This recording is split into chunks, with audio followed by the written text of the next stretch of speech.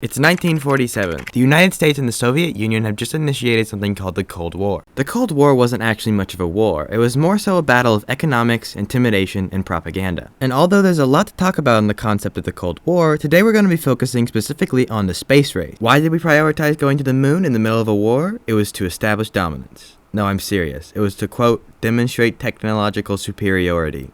But in today's day and age, how far have we come since the Cold War? From the time Apollo 11 was invented to us now scheming to colonize Mars, how far have we truly come since 1947? Well, salutations, my name's Keegan, and you're about to find out.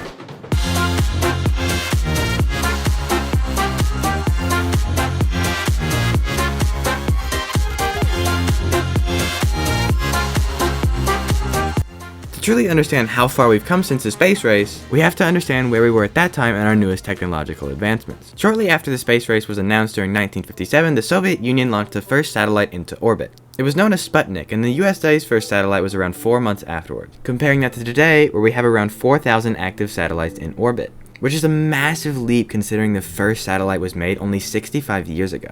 And it's not just that there's more satellites, it's that they're better satellites. We understand the technology more, now they have better cameras, they're more durable, and more reliable. With modern day satellites, we can truly understand what's out beyond our world and what's on our world. But it's not just satellites that have improved. In fact, that's some of the more simpler technology compared to some of our other advancements. Let's look at how much farther we've traveled into space in general. Well, during the space race in 1969, we placed the first man on the moon. It's one small step for man, one giant leap for mankind. And now, we predict that we can have the first person on Mars as soon as the 2030s. If that doesn't sound like a big leap, just remember that Mars is 197 million miles from Earth, as opposed to the moon being a little over 200,000. The reason exploration to Mars is a possible outlet is thanks to the one of 4 entities that have made it out of orbit. In the history of spaceflight, only 4 entities have launched a space capsule into orbit and successfully brought it back to the Earth: the United States, Russia, China, and Elon Musk.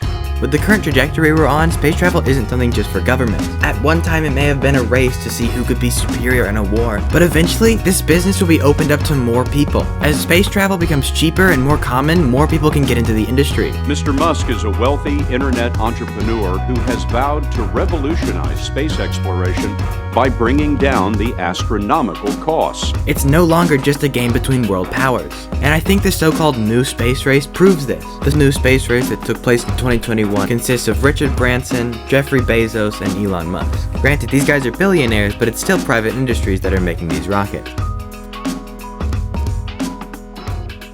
There you have it. We're leagues ahead of where we were back in 1955 when the space race started. We now have 5 rovers on the surface of Mars. That's insane, considering during the space race it was a huge accomplishment just to get a satellite into orbit. Just looking at the past decade, there's dozens of new stars and planets that we've found. Not to mention we've seen over 15 billion light years away from our planet, which was unheard of during the Cold War. Not only are we super far ahead of where we were during the Cold War, but we're only going up from here. Space exploration has and will continue to get better. Thanks for watching.